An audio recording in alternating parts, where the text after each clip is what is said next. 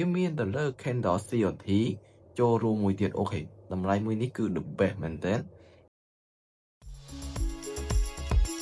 អ្នកគ្នាហើយនេះគឺយើងមកនិយាយអំពី model ដែលខ្ញុំបានធ្វើអូខេចំពោះ model មួយនេះគឺយើងមានថា entry នៅពេលដែល structure កំពុងតែ bull យើងនឹងរកឱកាសសម្រាប់តែ buy ប៉ុន្តែនៅពេលដែល structure កំពុងតែ bear គឺយើងនឹងរកឱកាសសម្រាប់តែ sell អញ្ចឹងនៅពេលដែលតម្លៃមួយនេះគឺខ្ញុំបាន entry ស្អាតមែនទែនដោយយើងប្រើ external liquidity ជាមួយនឹង internal liquidity អូខេប៉ុន្តែវាមានទៅលើ candle COT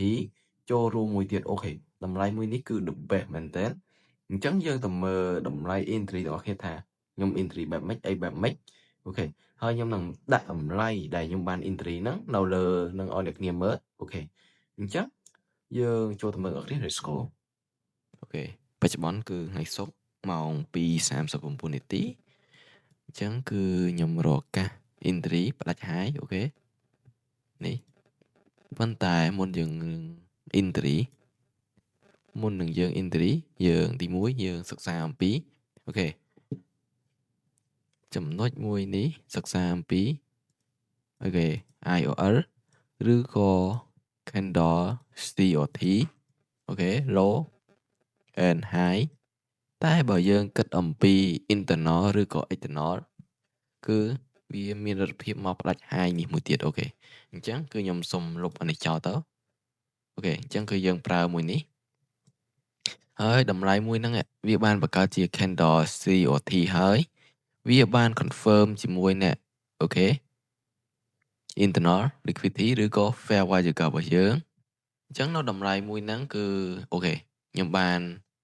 រំលងមានថាអត់បាន entry តន់ដោយសារខ្ញុំចេញទៅក្រៅបន្តិចមកវិញគឺវាផុតបាត់ទៅហើយអូខេនេះគឺនៅ1ម៉ោង time frame អញ្ចឹង1ម៉ោងបដូរមក5នាទីអូខេ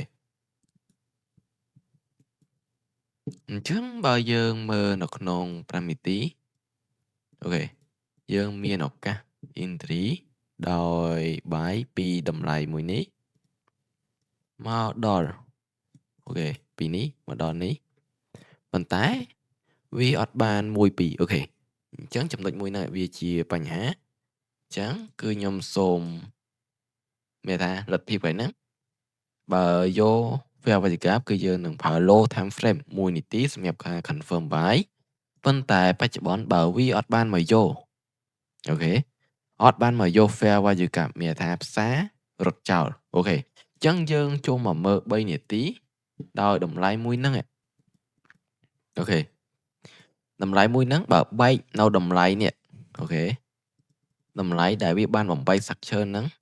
បិទជា candle គឺខ្ញុំនឹងរកឱកាស buy អូខេដោយ risk reward របស់យើងបាន1 2អូខេអញ្ចឹងចំណុចមួយហ្នឹងយើងចាំមើលទាំងអស់គ្នាថាបើវាបិទអត់បើចំណុចមួយហ្នឹងវាអត់បិទទេចាក់ចូល fair value gap របស់យើងអូខេចាក់ចូល fair value gap របស់យើងនឹងរកឱកាស buy នៅតំបន់មួយនេះឬក៏មួយនេះអូខេអញ្ចឹងយើងចាំមើលទាំងអស់គ្នាថាវាចាក់ចូលមួយណា